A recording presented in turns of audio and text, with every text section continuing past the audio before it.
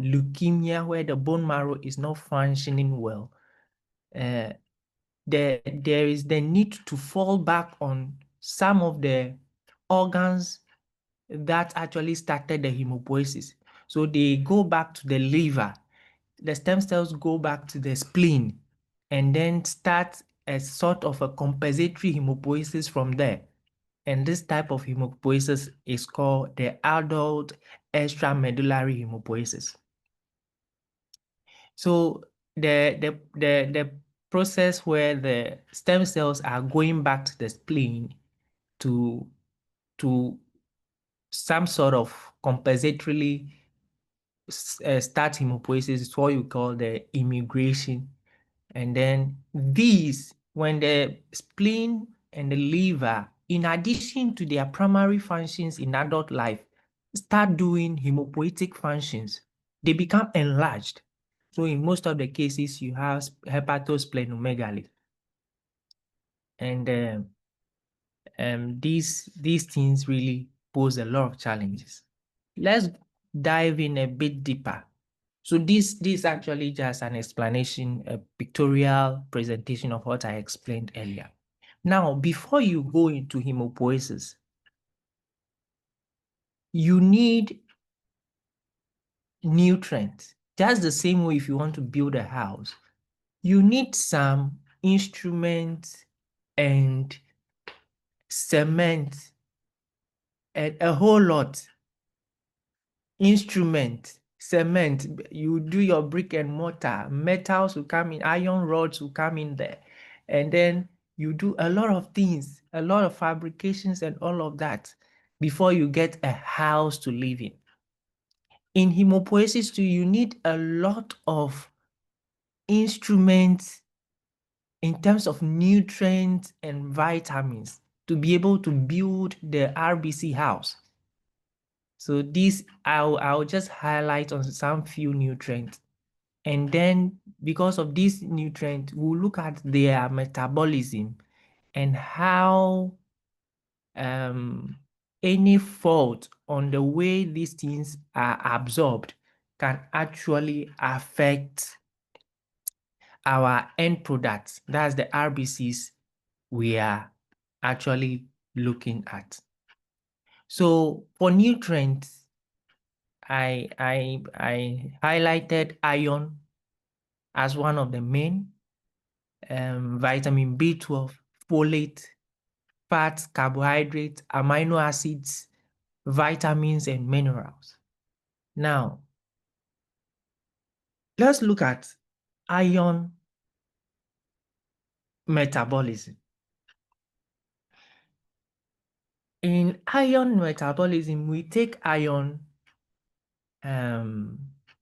mainly through meal, through the food we eat.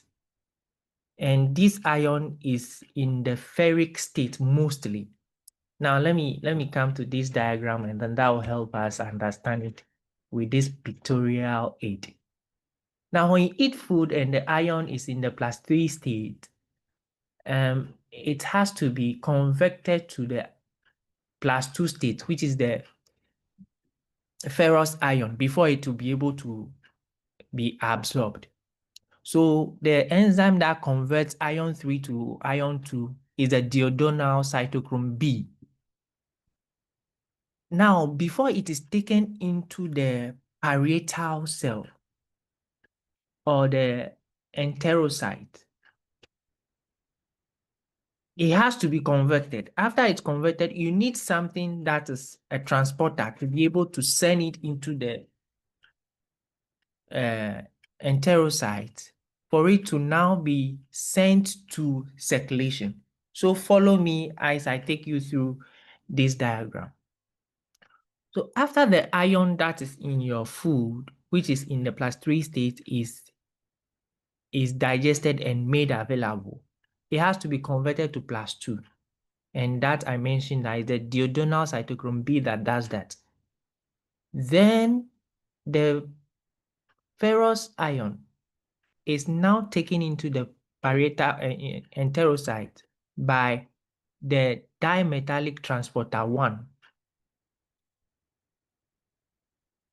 In the enterocytes, this iron can be stored in the mucosal cell linings as ferritin. And anytime these cells are shed, they are lost in the cell.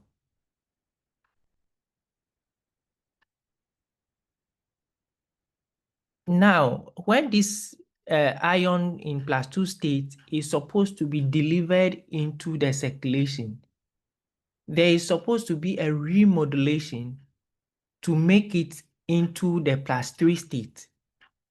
So that remodulation, before it is made available in circulation, is done by hephaestin. So we looked at what converts iron 3 to iron 2. That's the duodenal cytochrome B, before it is taken into the enterocyte by the DNT1. Now, before it comes out, you also need something that will release it. That's the ferroportin. Then it is remodulated back to iron 3, and then it is made available in circulation. In circulation, then transferrin binds it and then transport it to the liver, where it is stored as ferritin, or to the macrophages and then the bone marrow. In the bone marrow, that's when it is used for erythropoiesis.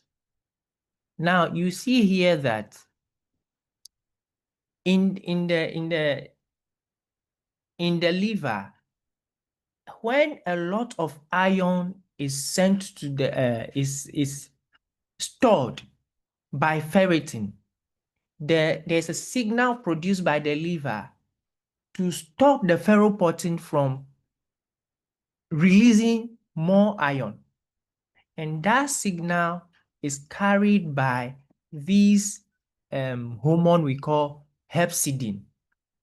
Pay attention to this hepcidin very well, because this will form the focus of our explanation when we are looking at differential diagnosis between iron deficiency anemia and then anemia due to chronic disease. This diagram looks complex, but it is very, very easy to understand. We looked at iron in food that needs to be converted to iron 2, and there's an enzyme that does that, and there's a transporter that takes it into the cell. Then before it comes out and be made available in circulation, there is another transporter called ferroportin that releases it in the +2 state. Then it's converted to +3 state by the hephaestin.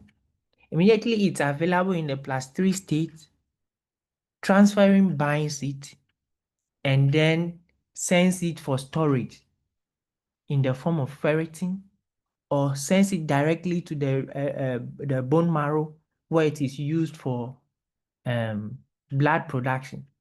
And now, the caveat I'm trying to highlight here is that when iron is stored in ferritin enough and the body says, I have enough reserve, and there's a lot of blood that is produced, I am operating on cruise control when it comes to my hemoglobin, then the liver produces a hormone or a marker, or a negative feedback marker to the enterocyte, and informs the enterocyte to use the key called ferroportin to close the door in order not to release any more iron. And that signal or that messenger that is sent to the enterocyte is what we are referring to as the hepcidin. Having understood this, let's look at vitamin B12 metabolism. I would love to actually highlight on this, but this wouldn't have so much bearing on our discussion this evening. But I think it wouldn't hurt to, digest this one too. Now, when you take in food, vitamin B12 is also needed for your blood production, in addition to folate, in addition to all other nutrients. Now, the parietal cells in the stomach produce intrinsic factors which bind vitamin B12. And when this intrinsic factor binds the vitamin B12, it undergoes mediated endocytosis and transported into circulation.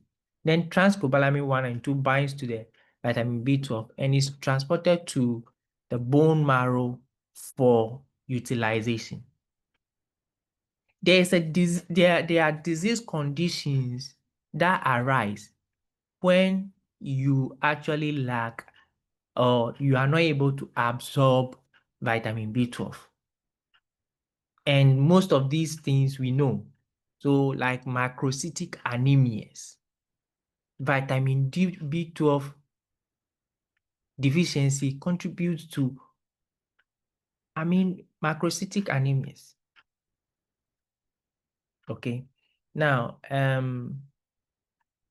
in addition to these, you realize that folic also is in the picture of, when we are talking about macrocytic anemias.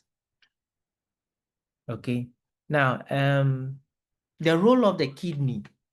Now, when all these nutrients are available, before they start work, they need a commander. They need a controller to give them commands that, hey, the body needs hemoglobin to function. So release produce more cells. And where does this command come from? From the kidney. So in the kidney, in the proximal convoluted tubules, you have oxygen sensors there. Now, immediately the kidney detects that there is low oxygen. The interpretation is that there is low hemoglobin. So there is a cascade of events that happen, and then the erythropoietin gene is turned on. Immediately that is turned on, erythropoietin is produced and sent to the production center, that's the bone marrow, and then the bone marrow start producing the hemoglobin and the red cell. All right. So we all know our blood cell production lines and all of that. I'm not going to bore you so much with that. Now, what happens when all these nutrients are available? What happens when all these minerals are available? What happens when erythropoietin is released? When I take you back on DNA production and all of that, you realize that immediately signals are released. DNAs are transcribed, okay? And then RNAs take the information from the nucleus to the cytoplasm for proteins to be now assembled. In the production of red cells, there is a sequence of actions that are happening. And in this slide, I just want to draw your attention to where these events are happening, and then how these events influence the size of the red cell, and then the nature of the red cell that is produced. So the DNA production, the DNA production in the nucleus is based on vitamin B12. It's based on folate, isn't it? And when this thing is produced, then the information is released into the cytoplasm. And when the information is carried by the messenger RNAs into the cytoplasm, now those RNAs, the messenger, the ribosomal RNAs and the transfer RNAs now start work in assembling the hemoglobin in the cytoplasm. So what happens when your vitamin B12 is not available? What happens when your folate is not available? You realize that your nuclear maturation has delayed. And in RBC production, nuclear maturation, when the cell matures and the nucleus matures, it reduces in size and eventually it is extruded. So when there is no enough vitamin B12, there is no enough folate, the nuclear maturation delays. So you end up having very big nucleus before it is extruded. Now, very big nucleus means that the cell size will also be big. And if eventually it is extruded, you have very big cells in circulation. Then you say you have a macrocytic anemia.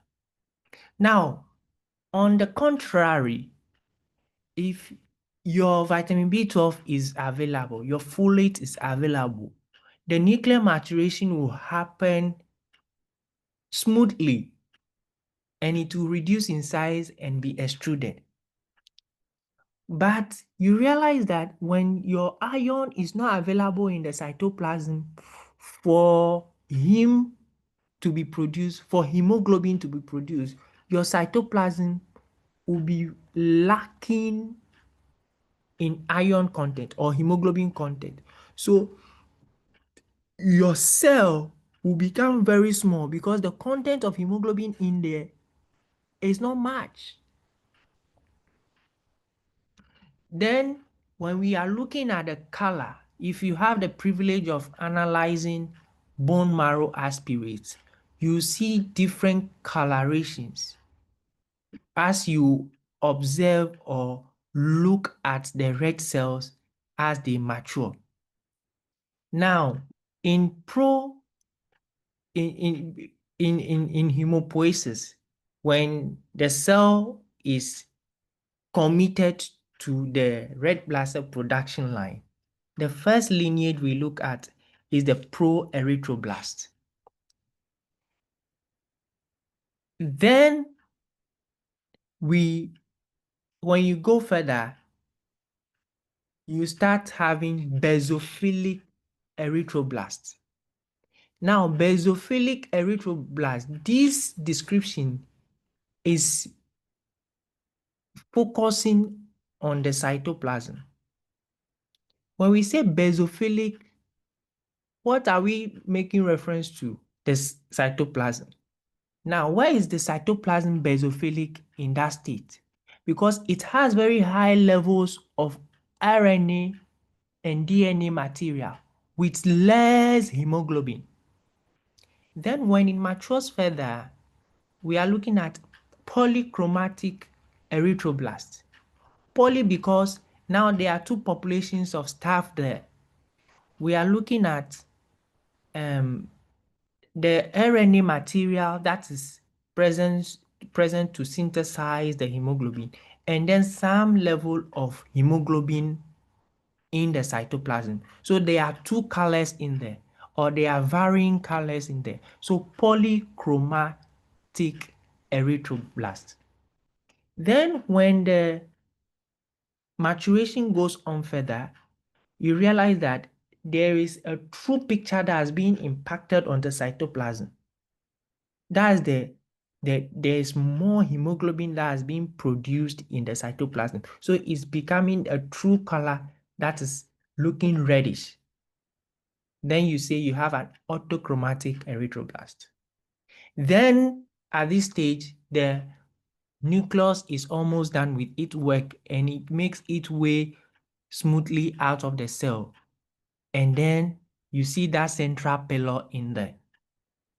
Then the next stage of the cell you see is the reticulocyte. If you are not doing a supravital staining, you are just doing your Leishman stain or your Giemsa stain or your other stain, and then you are looking at a cell, you are going to categorize this reticulocyte as a polychromatic cell.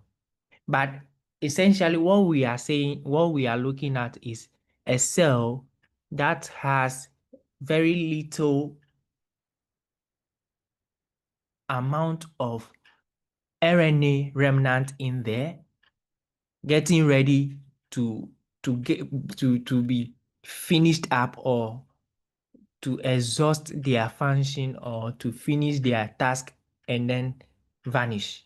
So you see in the reticulocyte, you have very, I mean, good amount of hemoglobin in there and then some little remnant of RNA. Then as some few days passes, 24 hours, 48 hours, 30, 72 hours, the RNAs now finish synthesizing the hemoglobin and then they vanish. So when you see your matured RBC in circulation, it's loaded with hemoglobin.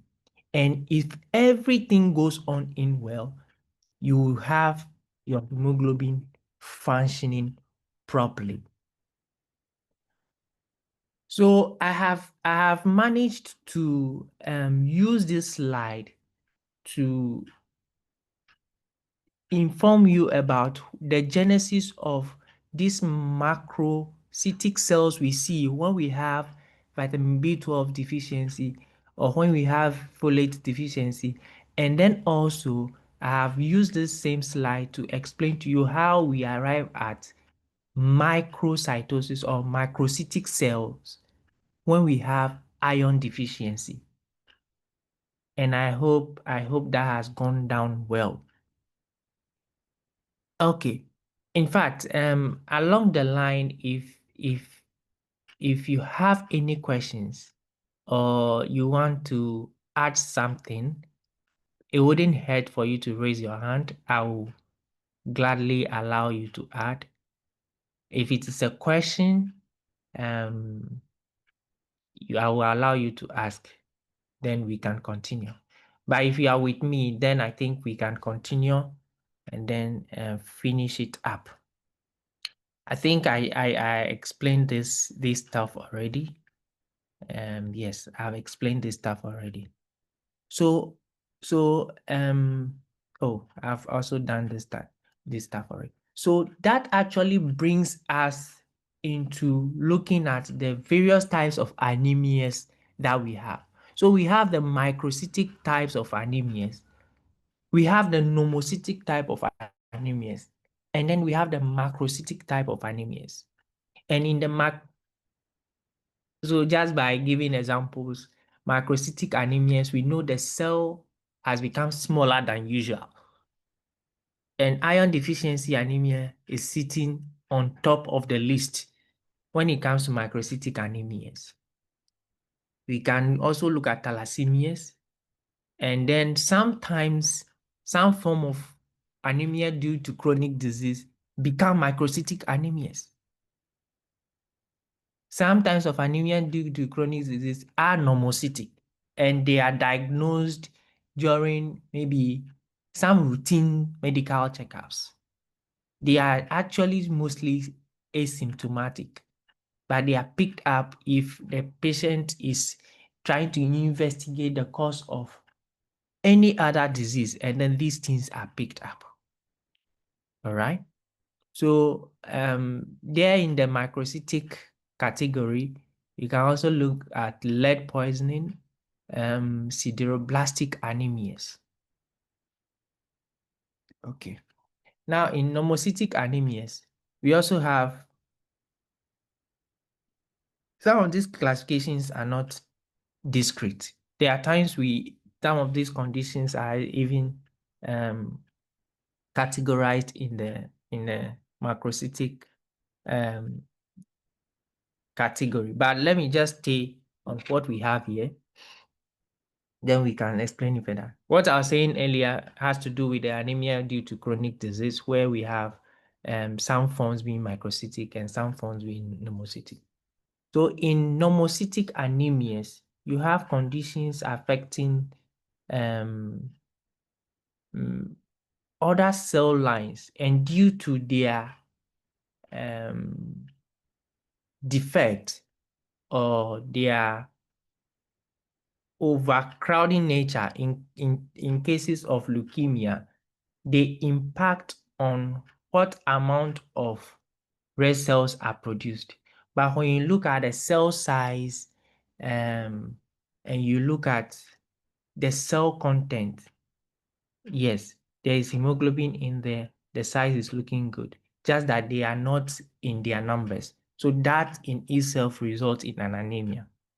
So in classifying anemia in these categories, you are using the cell size, and on your FBC, you pick that as your MCV to categorize these anemias. I wouldn't bore you so much in going through all the list. So let me go faster a bit. Then the third category is the macrocytic anemias. In macrocytic anemias, we have the megaloblastic type and then the non-megaloblastic type. In the megaloblastic type of anemia, we mostly talk about vitamin B12 deficiency. And with that, you want to talk about pernicious anemia and vitamin B12 deficiency due to atrophic gastritis or due to malabsorption. In pernicious anemia, you remember I mentioned some intrinsic factor that binds vitamin B12 and transport it. Yes, when you have a problem with that intrinsic factor, your vitamin B12 is not going to be, carried or transported. So then you do not say you have vitamin B12 deficiency only, but you rather categorize it as a pernicious anemia. Traditionally, too, there are times where if you are not able to eat well, it results in vitamin B12 deficiency. That's nutritional deficiency, or vitamin B12 deficiency due to nutritional deficiency or malabsorption. So malabsorption, there are times too, some people have issues with their GIT. They are not able to digest food. They are not able to transport food. So that also results in vitamin B12 deficiency. Folate deficiency, mostly, the half-life of folate in the body is very short, and the deposits are also easily used up, especially in cases of pregnancy. So immediately you run into a deficiency, in fact, you are going to have macrocytic forms of, megaloblastic forms of anemia. So the non-megaloblastic type of macrocytic anemias, we can talk about chronic alcohol abuse. Hypothyroidism also can contribute. Liver disease, yes, can contribute. And then I may not be able to speak much on reticulocytosis in relation to this non-megaloblastic anemia, but I think there is some information there that I'm not able to remember now. All right, let's dive in deeper. So in looking at our classifications of anemia using the MCV, we realize that we have the three majors: the macrocytic, the normocytic, and then the macrocytic. Looking at the microcytic and then the normocytic, there lies my topic of interest this evening, the anemia due to chronic disease. So let's dive in. Anemia due to chronic disease. This can also sometimes be called anemia of inflammatory state or inflammatory disease. And it results in low RBC count and then also low HB. Now, what are the causes?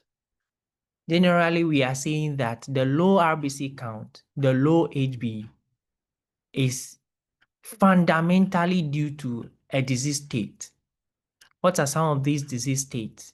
Infections are one. Any form of malignancy, cancer, leukemia, and all those things can cause this type of anemia. Diabetes is one. Autoimmune disorders, they can also cause anemia of chronic disease.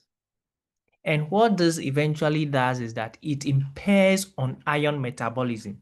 Here comes the importance of what I took you through earlier, what you saw about how iron is metabolized using all the transporters and then even the negative feedback that the liver uses using the hepcidin and then closing the transporting.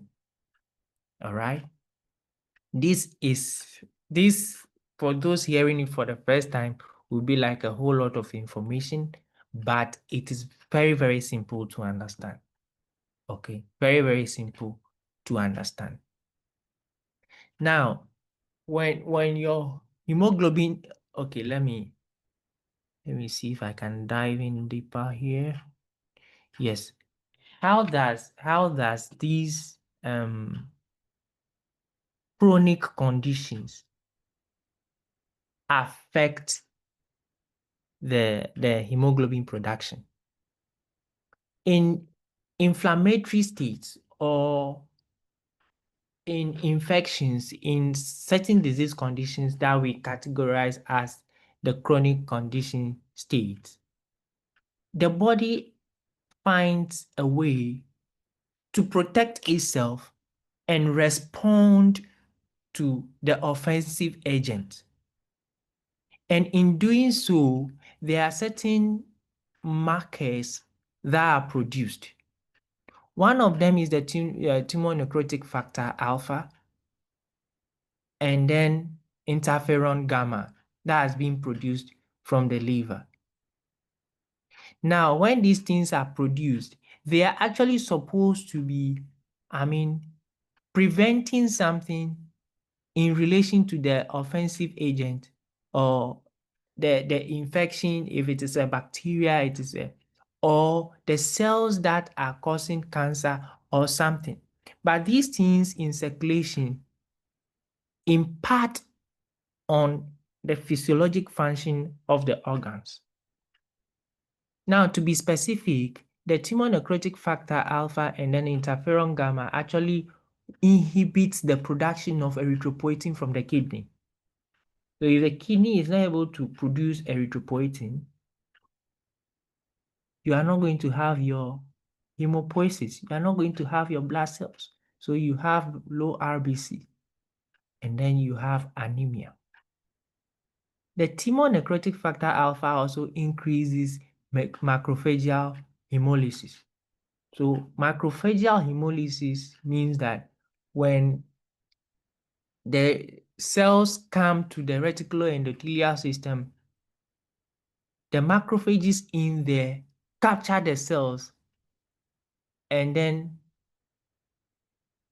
when they are captured, they are broken down. And when they are broken down, their ion contents are not released though. They are kept in the macrophage. So in a typical hemolysis, we say that when the hemoglobin is broken down, the globin part is also broken down further, and then the protoporphyrin part is broken down into bilirubin, but the ion inside the heme is regurgitated, meaning it's retaken up and reused.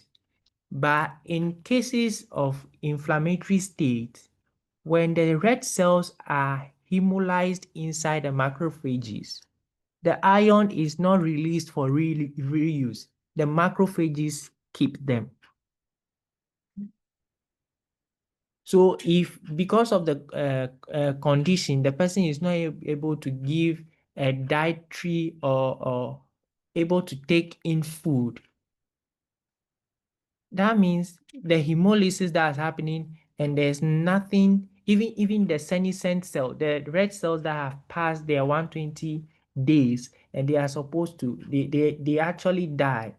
Their ions are not being reused, recycled. So it is hidden from circulation. That in itself impacts on how much of red cells are produced. Interferon gamma increases the DMT1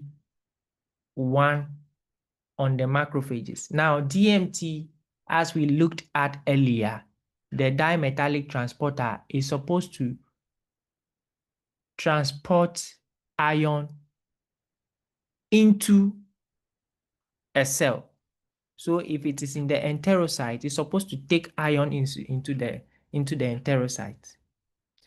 In the cases of the macrophages, what this interferon gamma is doing is that it is putting more DMT1s on the macrophages. And if more DMT1s are there, what is going to happen? The macrophages are going to take up a lot of ion. Now, the rule of thumb here is that for your understanding of chronic anemia due to chronic disease, the rule here is that the body is just trying to hide iron from all these offensive agents. Because when iron is available, they are also going to undergo their biological activities and they are going to multiply. So if it is bacteria or any form of infection or sepsis, what is happening? The body is saying that I'm not going to make the iron available for them. So by eternal intelligence, the cells are trying to hide the iron from circulation. All right. Now, let's go further. Now, there is another marker that is released from the liver. That's interleukin-10. This increases ferritin receptors on the macrophages and binds more ferritin, making iron not available. So this slide is just highlighting on how the macrophages are able to hide iron from the system. This is one of the mechanisms. So the macrophage, number one, is increasing hemolysis. Then, secondly, if the hemolysis happen, it's not making the iron available to be recycled. Then, number three, there is an increase in the DMT1 transporter. When that DMT1 transporter is there, it's like a floodgate. The more ions are rushed into the macrophage. Then number four, there is an increase in ferritin receptors on the macrophage. So when there are increase in ferritin receptors, ferritin is the storage form of iron. All right. So when ferritin comes to bind, meaning it's not ready to be released. It's not ready to release any iron for use. So that's how these inflammatory markers triggered by disease conditions, infections, or any form of chronic disease, this is how they impact on how much iron they make available for erythropoiesis. All right. Now, when you send your mind back to look at what happens when there's enough iron stored in the ferritin, stored in the liver, you realize that the liver sends a negative feedback to the GIT cells, telling them that they have to stop releasing more iron. And I mentioned that It is through hepcidin that the liver does that. And the marker in the liver that also is like the fuel behind the production of this hepcidin is the interleukin 6. All right. Now, this is a whole lot, but if you're able to understand these, it just make it beautiful when you are doing your film comments. You are seeing a very good picture. Sometimes you are seeing microcytic cells, and then you are pushed to say, oh, these microcytic looking cells,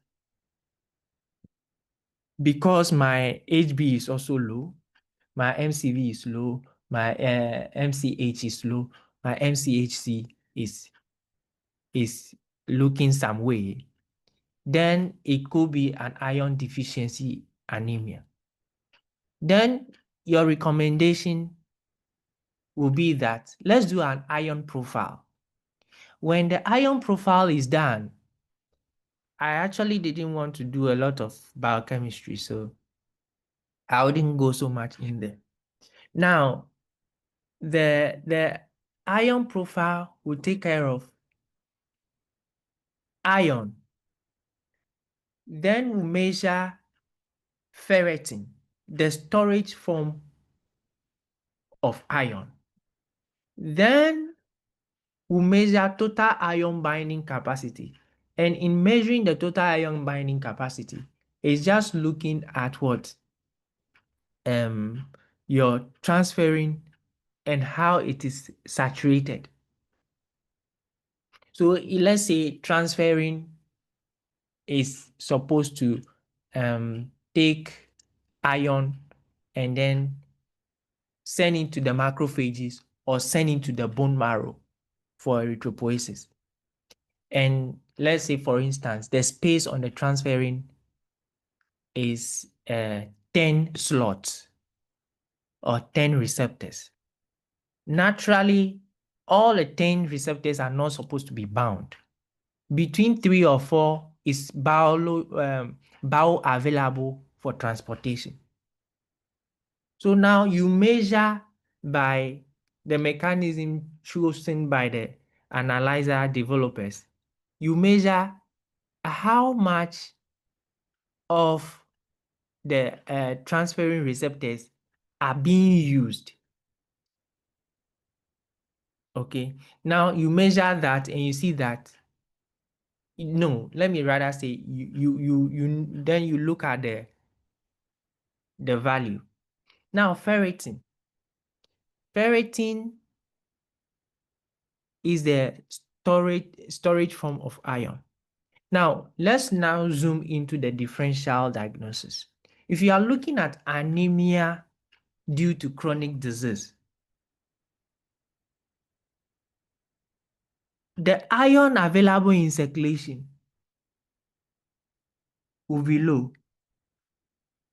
The iron available in circulation will be low.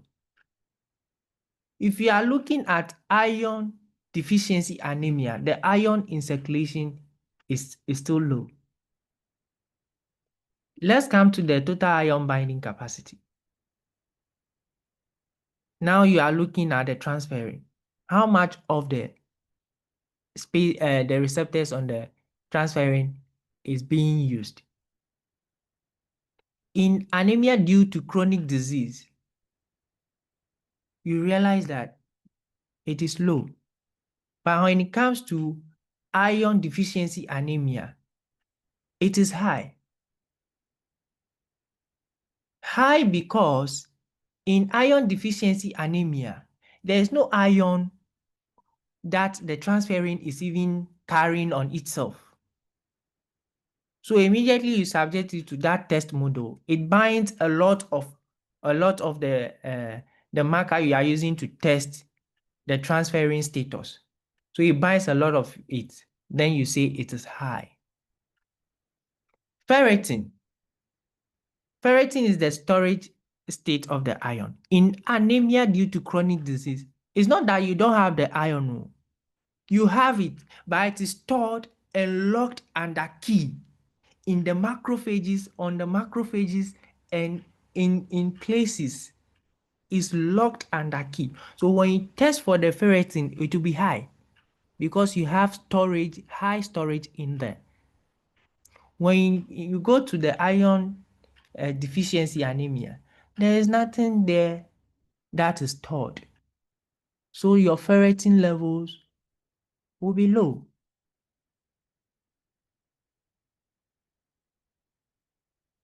Please, are we getting the picture? Yes, please. Uh-huh. Yeah. And this is Hello, hello, I'm with you. please. The total iron binding capacity. Can you please take that one alone? Why is it high in iron deficiency anemia? Please take that one again for me. Okay, so total ion binding capacity. We are looking at the transferrin. Okay. Are we together? So Yes, I please. Yes, explained please. that you have, say for instance, I'm giving a hypothetical analysis here. You have what can I wanted to use something more practical, but let me just make use of the hypothetical example I gave. You have 3 seats on the transferring, and naturally it's not all the seats that are supposed to be occupied. If you look at literature, about 4 of them, or between 3 to 4, should be occupied when it is doing transportation in a physiologic state. Okay. Now, that is what we will say is normal. When you come to iron deficiency anemia, that space, when you come to the seats that are around the transferrin, the seats are literally empty because there's nothing to transport. But in the testing model, I bring in some markers to see if they will sit on the transferrin. So when they came, they actually sat on the transferrin. So the amount of the marker I subjected to the transferrin, it took more. So we say it is high. Okay. Now when you come to the anemia due to chronic disease or anemia of chronic disease, it will be normal or low because there's iron there already. And then the transferrin is either carrying these ions on its body and is not being allowed to send it into storage because ferritin is already saturated. And then the macrophages might have gotten enough of the ion. And the little from wherever it has gotten it from, he is not able to release it. So there is no seat at all to come in. And for the marker that you are using to measure the transferring spaces to sit on. So you say the amount of marker that is sitting on the seat is low.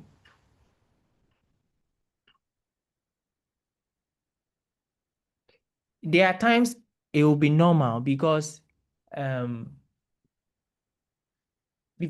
maybe you are looking at the early state. How am I going to juxtapose these to them? Early state of the chronic disease. I'm not sure if that will make sense. But the chronic disease has not impacted so much on the body. So it can be normal. But if it becomes very severe, then you go into the low state of the TIBC in terms of the anemia due to chronic disease. I don't know if I'm able to give you the clarification. Yes, please. Thank you. All right. Thank you so much. Please, any other question?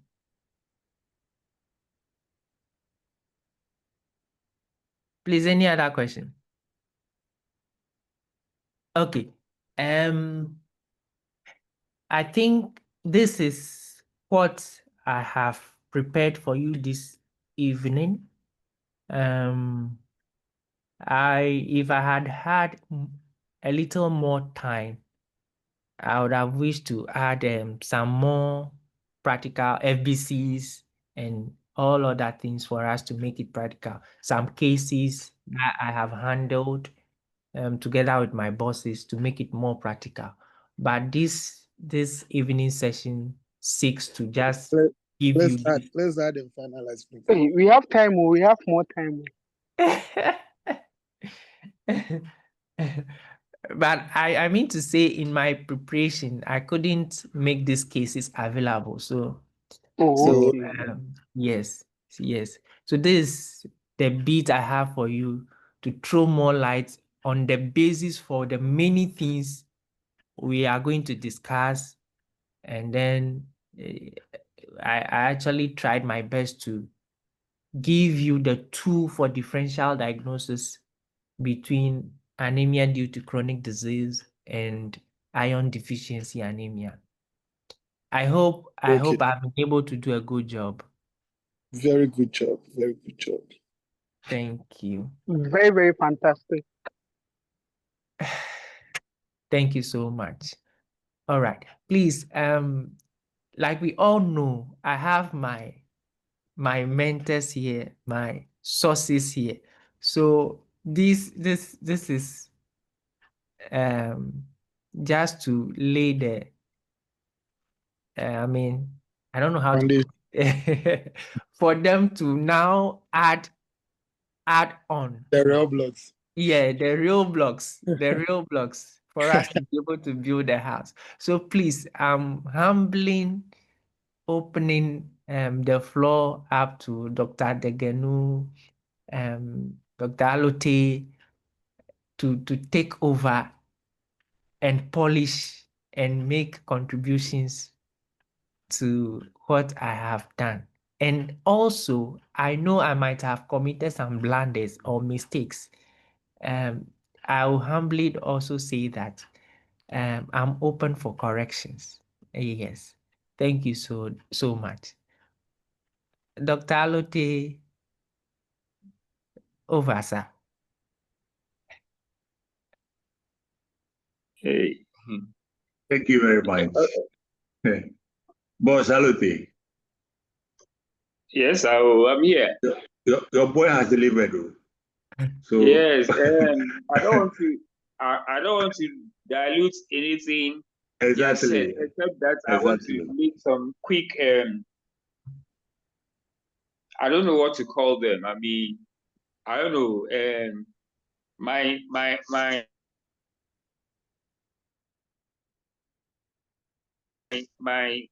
small mind has been delivered. I want to see quickly whether I can say anything that will help anybody, or any of us. Is being in depth, but I want to situate it in what we'll be encountering. All right.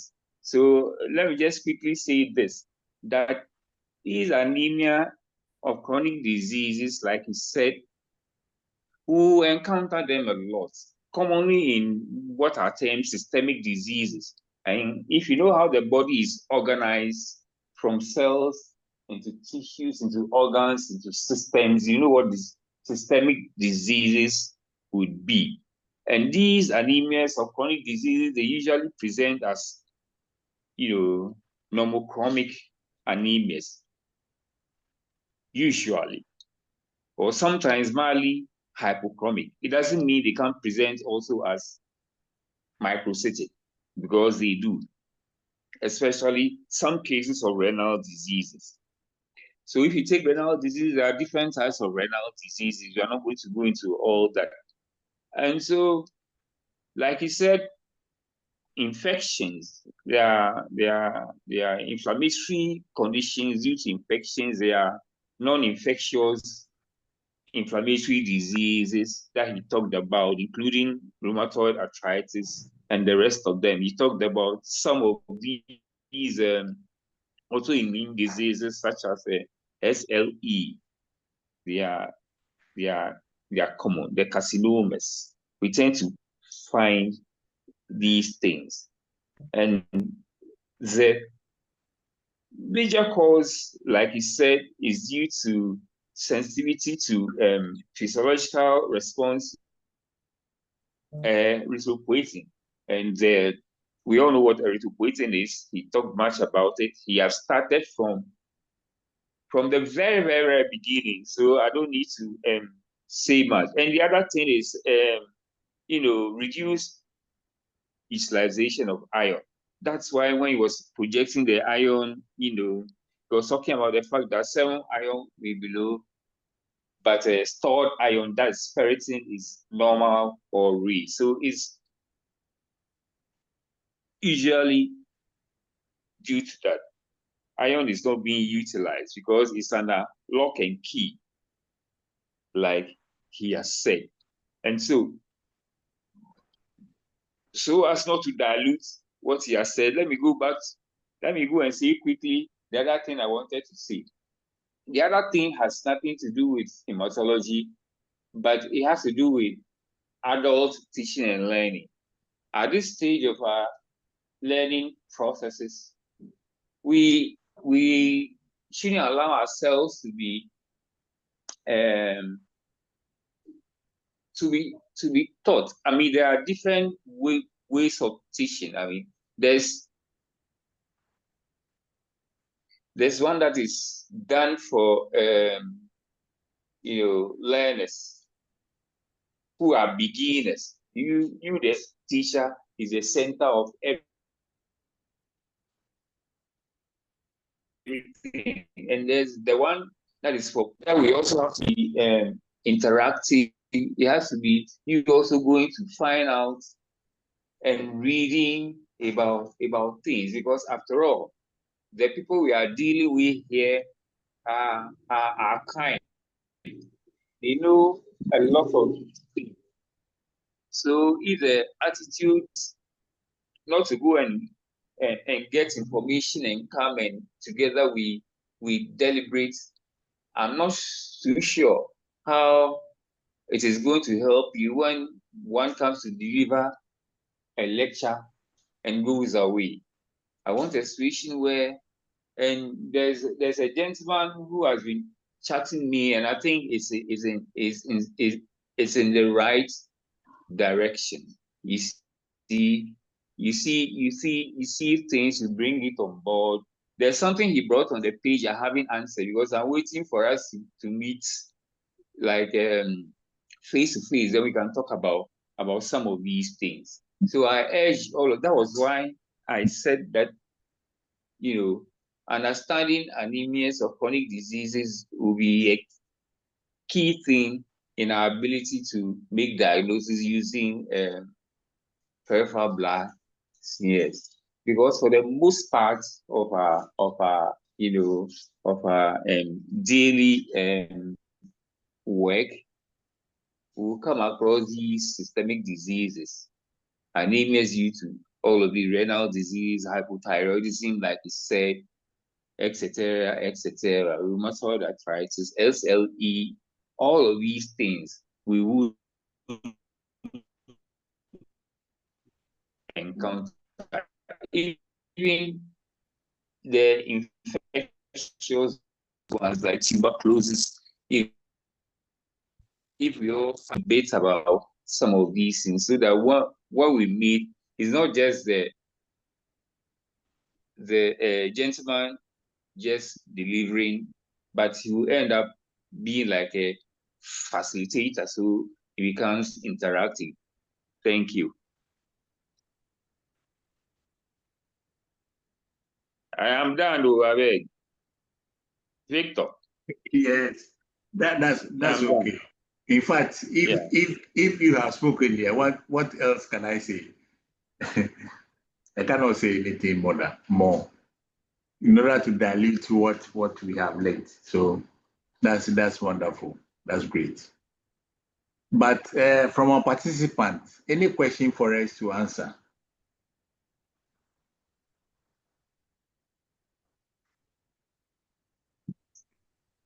Hello, sir. Yes. Yes, I have a question. That's Prosper. Yes, so yes, this was for speaking. Yes. All right. So from the presentation, my understanding is that when you have a picture of microcytic cells, and you also have probably the history of the client having maybe a chronic condition. From the presentation, the differential diagnosis test that should be recommended is the iron profile.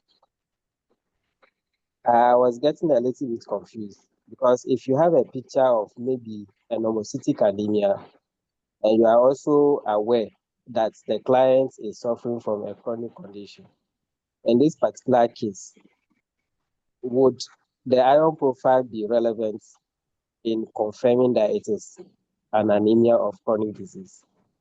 I want to clarify this. I don't know whether my question is clearly stated. Okay. Doc, please, with your permission, I want to take a Yes, bite. yes, yes. Okay, so yes, even if the clinical condition is stating categorically the disease condition, and there is an investigation to find out the cause of the anemia, that means it's not really laid out yet, because that clinical condition can contribute to the person's inability to eat well. Then you would have a deficiency of iron that is causing your iron deficiency anemia. Perhaps there are other iron metabolism conditions. Hemochromatosis can come in. Sideroblastic anemia can be hiding some. These are external ones, but let me stay on these two categories. Iron deficiency can be a nutritional or dietary deficiency.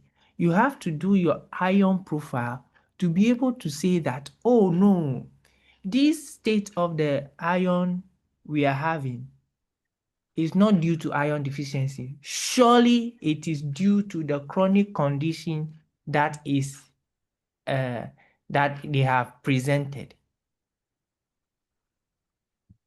On the contrary, if it is not only due to the chronic condition but also due to the iron deficiency, then there will be a quick remedy to put in some iron salts there or to try to find out what is really happening, why the iron is not being absorbed, or why the iron is not available. If it is nutritional, then the supplements will go in. There are times there are issues even with the GIT. Then they have to now do infusion of the iron. All these things, I'm sure Dr. Alote can actually throw more light on it. But yes, if you are seeing a microcytic anemia, and although you have a disease state given in there in the clinical history, you can't just draw a straight line and say, oh, this microcytic form of anemia I'm seeing is due to the chronic disease. No, you can't draw that straight line. You still have to do your iron profile, and then looking at the ferritin, looking at your TIBC, looking at the iron level yourself. Then you can say that, oh, okay, surely it is due to the chronic disease. Oh no, this one is coming from the deficiency of iron itself, not the body trying to hide it from the offensive agents. I hope this is a bit clear. But I also want my bosses to add flesh. Thank you. Thank you very much.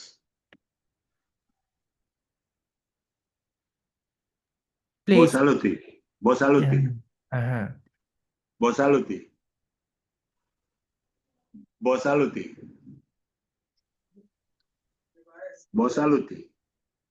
I went off, I'm back.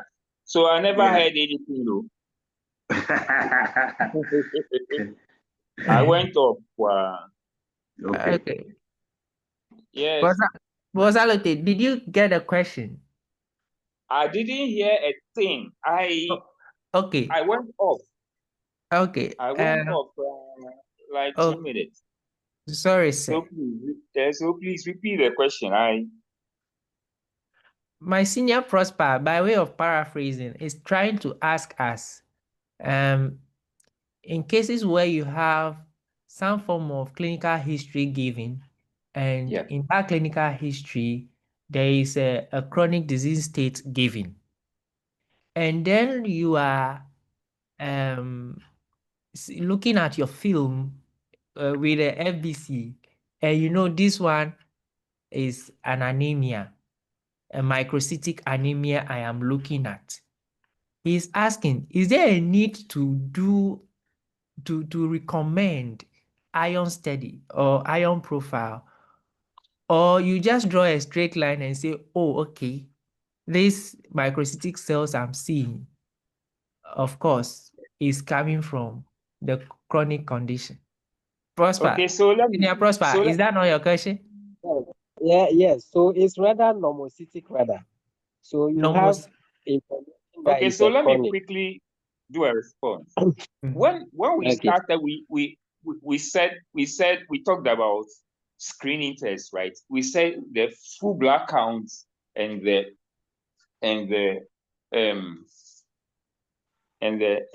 peripheral blood smear are the first screening tests. And so you cannot use screening tests to draw conclusions. And so if you have a situation where you have a microcytic anemia,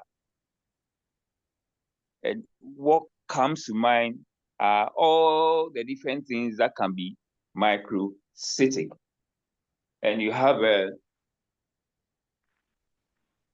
clinical situation that speaks to a particular one. You list the different things as differentials.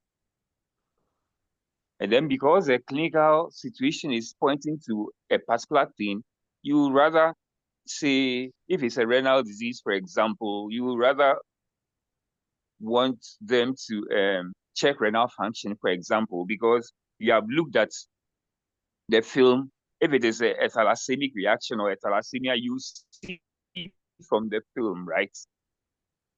If it is iron deficiency,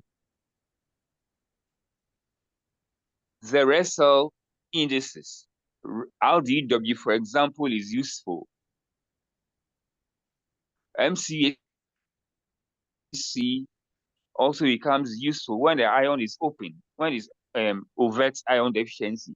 And so if you are seeing overt iron deficiency and you want to confirm with a iron profile, that's fine. But if you are not seeing anything like anything that suggests iron deficiency, like a raised RDW and a low MCAC, in addition to the other things you see, microcytic hypochromic red cell picture, then there will be no need really to, because you see, for making diagnosis, cost is also a factor. Cost. Otherwise, you list a whole lot of tests to be done, and you'll be wondering what kind of work you are doing. So the mastery of the evaluation is to help you to narrow the field depending on age, gender, history, etc., etc. So all of these things are important to be brought on board. So we shouldn't disregard history at all. History is very, very important. Someone was telling me the clinicians don't give history, but we must find a way of letting them know, making them know that it is important in this day and age. If you want quality work to be done for you, that is what quality management systems are about. And so you cannot say they won't provide you with what you call it, that kind of information. if they don't want to give you the information, that is where you can list everything that comes to mind for them to go and select.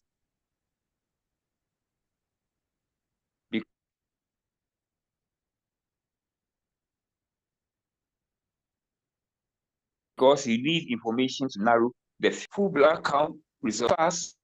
The evaluation of your film are screening tests. Don't forget that. The evaluation of a film will validate your full blood count results from your analyzer and then serve as a pointer to further tests that may be done elsewhere. See, like iron. You go to iron studies group, you go to chemistry, renal function, liver function, etc., etc. You see, and so we need to know a bit about these things. That is why it's important to know about the systemic diseases and what morphological changes you would expect. If you say hypothyroidism, for example, like that, is low hemoglobin. Why? Because threonine and tyrosine, they are potentiators of erythropoietin. If you know that and you diagnose someone as having hypothyroidism and you are seeing low hemoglobin, it shouldn't surprise you.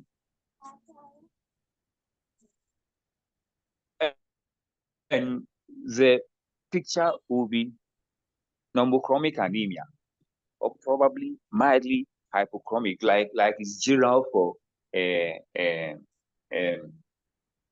anemia, systemic diseases or chronic diseases, if you like. And these anemias of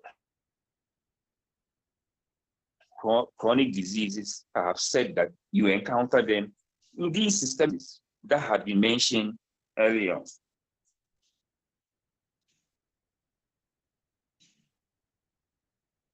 Yes. Did you hear me?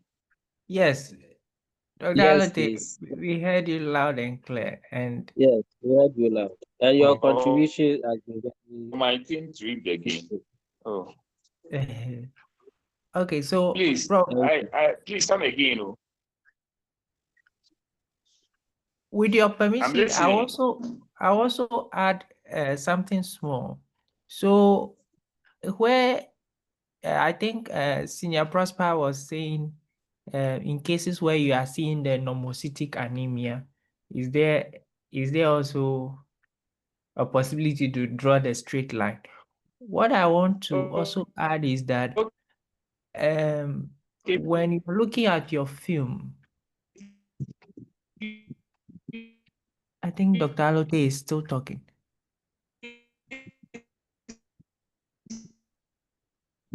Go ahead. Okay. Okay. So when you are looking at your film, Yeah.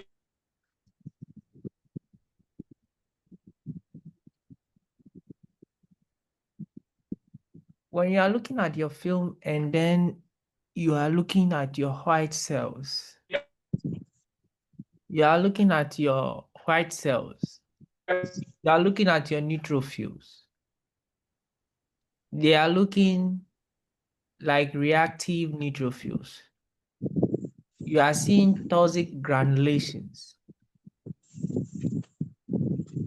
In addition to the clinical history they have provided, perhaps they have not checked if because of that condition, chronic disease condition, there is some form of infection happening in there.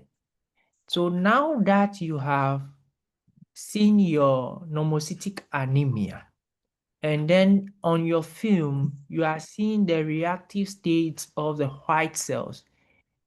In addition to whatever workups you'll be doing, you would add that in your recommendation, you add that there should be a sepsis screen. So that sepsis screen can actually be done, and then you realize that no, there is some form of infection also there, in addition to that chronic condition that was captured in the clinical history. So with that new information, perhaps it's because of that infection that the body is even hiding more of the iron or more of the nutrients or the vitamins. So when that infection is detected and treated, you are sure to say that the anemia will be corrected, as compared to directly saying, okay, the anemia or the normocytic anemia is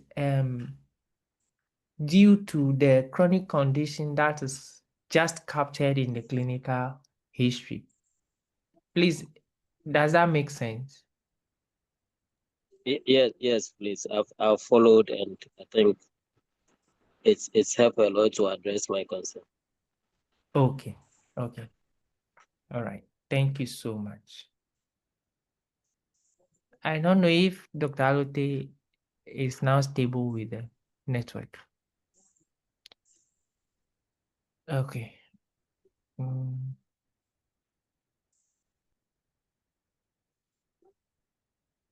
Please, is there any other question? Dr. Alote, please, you were saying something earlier, but your line was lagging, was breaking. Please, are you in a position to talk now? Dr. Alote is still not back home. He's not on It's call. Oh, okay. Okay, sorry. Mm. Okay, please, any other question? Please, any other contribution? I recognize that we have a lot of seniors here, so please, if you have any contribution, sharing is caring. When knowledge is shared, together we become stronger. So please, if you have any knowledge that you think can be of great contribution to this evening's topic, or even the ones we have discussed so far, please feel free and add.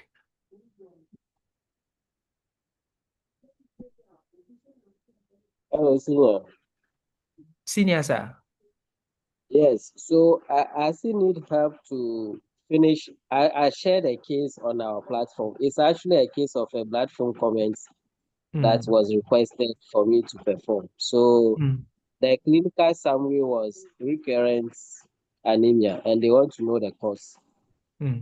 So as part of laboratory investigation, LFT, RFT was done, and then the full blood count plus the peripheral blood slides that are shared on the platform. So if you guys who can take your experience eye and look at it and also guide, I'll be very grateful. Okay, please, I'll do that. I'll try my best to do that with the micrographs you have provided.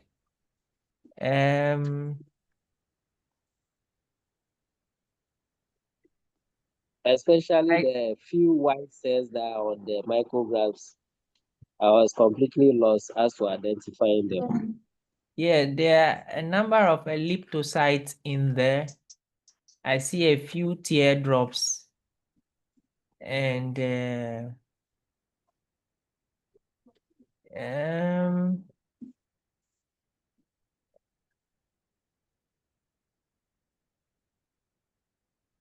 Schistocytes. Schistocytes. Some fragmented RBCs too.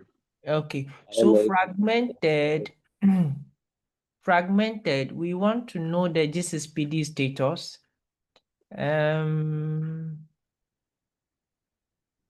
perhaps if there can be some, do you know the GCPD status to start with? No, please. I don't have information about the GCPD. Okay, I've seen the fragmented. Yes, there are occasional ones in there. I'm struggling to see if there are target cells I'm seeing with the elliptocytes and the teardrop and the target cells. Let me look at the APC.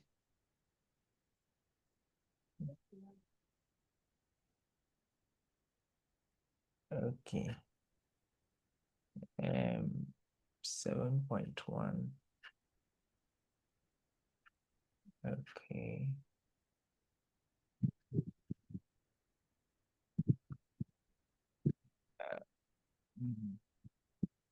Okay. You don't know the GCPD status. Do you know the genotype? Please, do you know the genotype? No, the genotype to know by Okay. a 63-old woman. 63. Yes. Okay. Okay. And the creatinine is very elevated, EGFR too. Then I've seen the renal function test now. Oh, okay. So you know your conclusion is looking like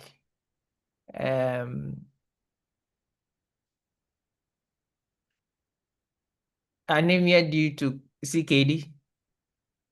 Yeah, so that's the reason why I even asked the earlier question, whether with this information I can go straight and say it's anemia due to CKD or I need further testing. Okay, so this is looking a bit clear because the further request you would have made if you were not to have the RFT was to do a renal function test. Let me look at the film again. The renal function test. Let me look at the film again. So when you look at the film, you realize that there are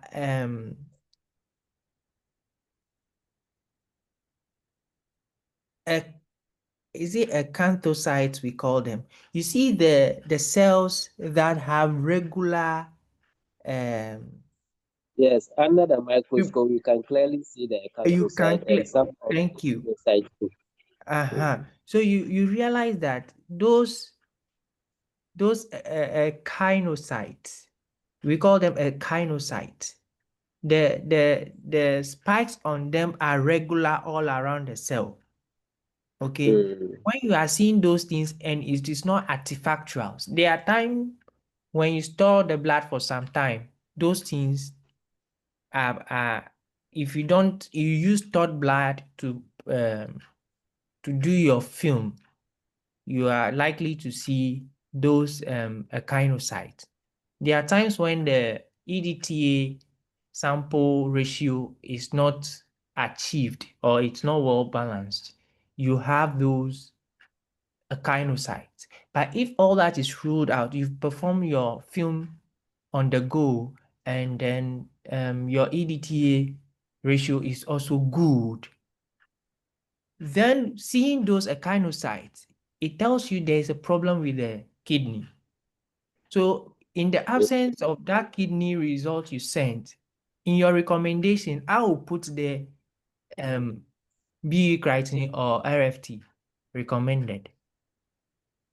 Then again, with the schistocytes we picked in there, I'll say, okay, let's do a GCPD test too to see if the person is hemolyzing, is the person is undergoing some extravascular hemolysis. Then we combine and say, oh, okay, results are now in. RFT is not looking good at all.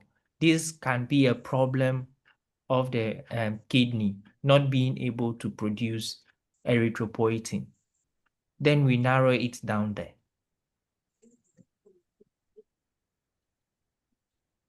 Please, are we on the same page?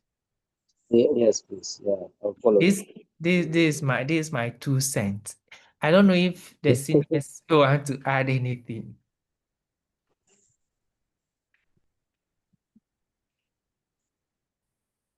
Please, my seniors, any contribution? We are all learning, no. In fact, I saw the slides earlier, but I have not taken time to analyze them. I actually look at them. I didn't really take time to look at them. But what we are saying so far, I hope it is making sense. Yes, it's really making sense. What about the white cells that are there? I was trying to identify them. I saw some few neutrophils, but a lot of them in the micrographs that I share, I couldn't really make out exactly what cells they are. Majority of them are neutrophils, but they are banded forms. They are banded forms of the neutrophils. So it's Yeah. in your reporting, you are going to say you are seeing a band neutrophil. But you see, when you look at the lymphocyte, I think there's one lymphocyte I'm seeing here that's looking a bit immature. So there might be a left shift for the white cells. There's a left shift. I'm seeing immature forms. So Yeah, there's a I was left. thinking of that. Now, when you look at the full blood counts, you realize that the immature granulocytes are practically not appearing, Okay. and the scatter graph to the core is not giving any indication of the left six. Okay. Yeah, so for the ones on the micrograph, I'm able to see that there's a left shift in the white. Exactly. Yeah.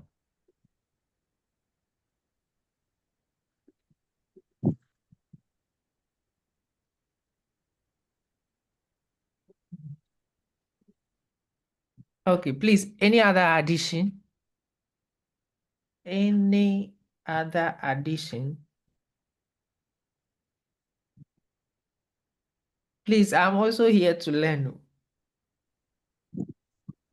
I just want to say this quickly, that in evaluating a field, like we have done, we are looking at a red cell picture, the white cell picture, and the platelet picture. At the end of the day, we want to put the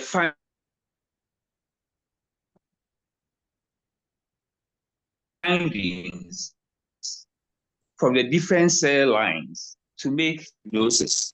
And so if it is as has been confirmed by the chemistry, what is the WBC picture contributing? What do you see in the WBC that contributes to what we are seeing? Is it that the renal problem is due to a renal infection, or what? What is the platelet contributing? So we must think about all of these things, and then put. Otherwise, we seem to be looking at.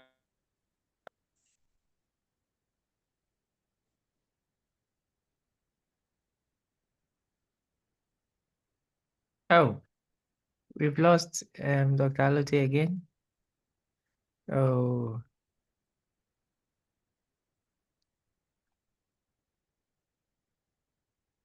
I'm sure he will come back. While waiting for him, anybody anybody with an additional,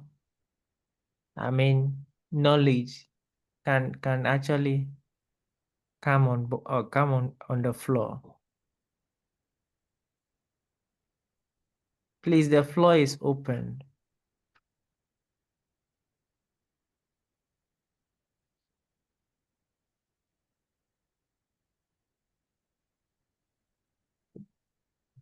Are we together? The floor is open. Or I should use Dr. Deganu's approach. I should call everybody by name.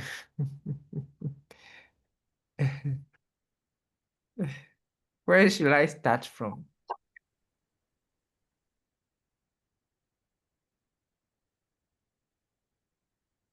Okay. I think it's we have done quite some. We have spent quite some time here. I would actually love Mr. Alute to come back before. Yes, he's back.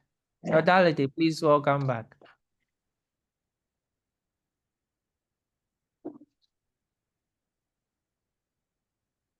I'm back. Yeah. Yes. Thank you. I lost it. And so like I'm saying, we have to be able to see the result picture, and that from what they put on the page, just parameters will make you suspect, because it is microcytic, because it is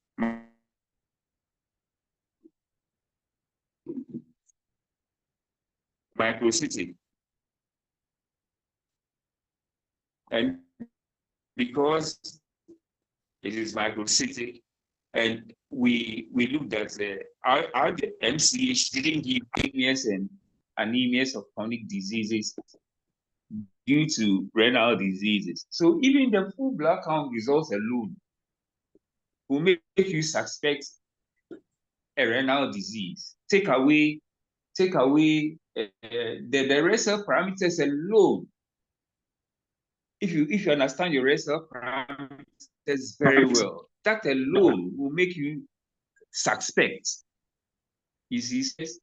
a probable renal disease. And you had that confirmation from the what do you call it, from the chemistries you did.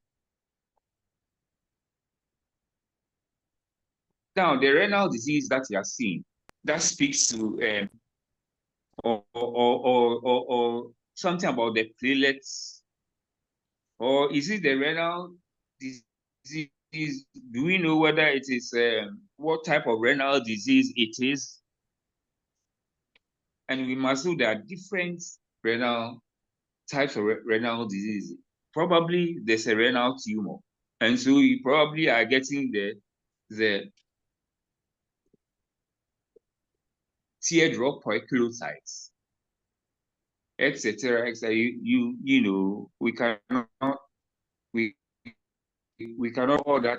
All we can say is that we are suspecting a renal disease, and we are doing a renal function test, and they get a confirmation. But as to the rest of them, unless we get more clinical information, then you know whether, you know, what is happening, the pathogenesis that is happening, because there are different things that may be happening depending on what is wrong with the patient. All renal diseases are not the same. All renal diseases are not the same. So these are things that we must be aware of. And so for us, we want to use what we see to see whether we can arrive at a diagnosis. That is what we are required to do. And then what we see we make suggestions. Oh, let's do this, let's do that, let's do this, let's do that. And based on all of that, the clinicians will put all the things suggested that they do together and try to make a diagnosis where they will begin to see the pathophysiology or the pathogenesis of the condition, of course, which they will not come and tell you. That's one thing. If you are fortunate, they will tell you that. If they tell you, you won't understand.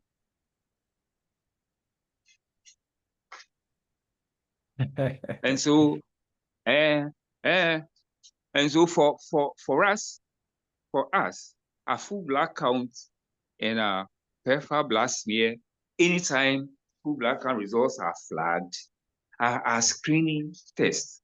Don't forget that the red cells are there, the white cells are there. When it's a white cell problem, it gives it away easily, because the white cell problem, as in the blood cancers, the white cells gives it away. What is happening is because the red cells cannot proliferate because there's overproliferation of the white cells. You don't have space to develop. That is why the anemia is there, and that is why the anemia is normocytic and normochromic. Everything is there for red cells to be produced, but they are crowded out. They are crowded out. There's what they call in marrow myeloid erythroid ratio when you talk about myeloid leukemias. And so in the myeloid leukemias, the ratio is weighed far in favor of the myeloid cells against the erythroid cells. That's why there's anemia. So there are little things that we need to know, and we'll be talking about some of these things when we do actual evaluation of films. And for us taking photographs or micrographs, we ought to know or be aware of the fact that there's a zone where you examine smears. There's a zone of morphology is between the tail and the body. You use your 10 times 10. Use your times 10 to search for a place like that where red cells are just about touching each other discretely. They are not overlying one another. If you see red cells overlying one another in the morphology zone, then that speaks to rouleau. And when you begin to see rouleau, you begin to think about a certain condition. Conditions where, there's proteinuria. And then if it is a condition where white cells will give it away, it gives it away. So we don't look at, we put everything together. We look at everything like red cells on their own, white cells on their own, platelets on their own. But at the end of the day, they're supposed to put all together into one picture and present it. That's what morphology is about. The useful thing is that the information that we get from the clinical area, including the, what do you call it, demographics, they are useful for us to draw certain conclusions. But again, remember that our smear plus our full blood count results are screening tests. After examining them, they will point to you to do what next, like renal function test was done in that situation. So they are actually screening tests. We cannot examine a film and conclude that we are seeing, then we conclude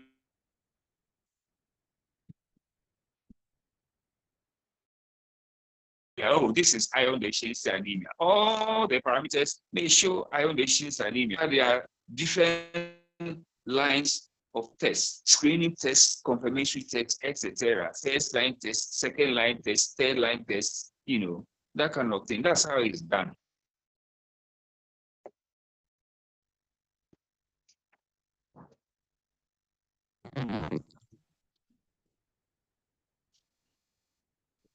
Yeah. Yeah, hello. Am I being heard? Yes, please. Someone is speaking, but the voice is not, the voice is breaking. Someone is speaking, but the voice is breaking. I can't hear anything. I think we are only. Oh, Dr. Alote himself is gone. Okay. Okay, Dr. Alote is back.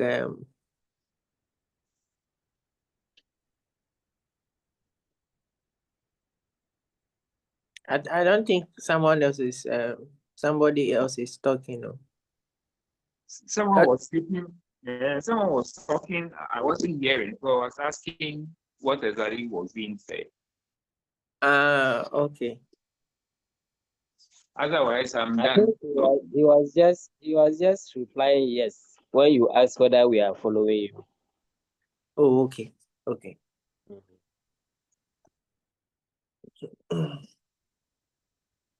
All right. Thank you so much, Doc.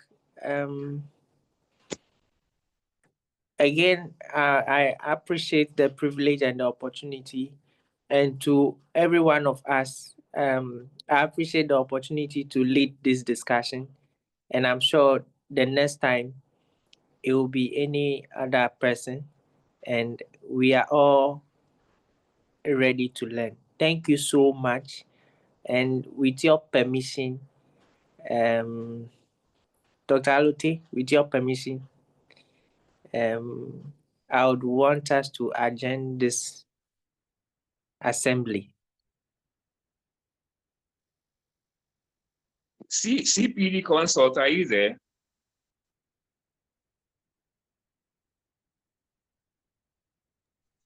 Yeah, Mr. Alote, Okay. are we done? Yes, we are done. Okay, Is there then we can anything else? close. I don't have anything on my side here. Okay. Dr. Adegenu, please come in. Over.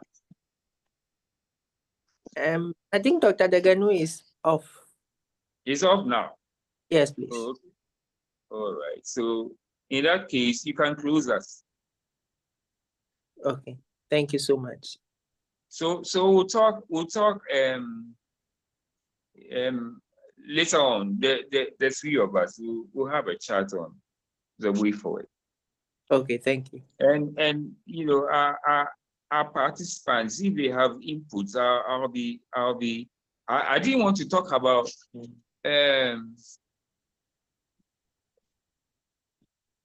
all the you later on we'll talk about these things. Well, what we meet, but I encourage that participants will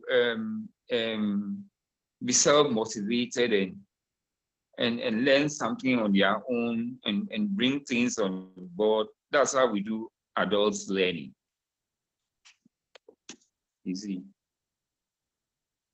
I'll be glad.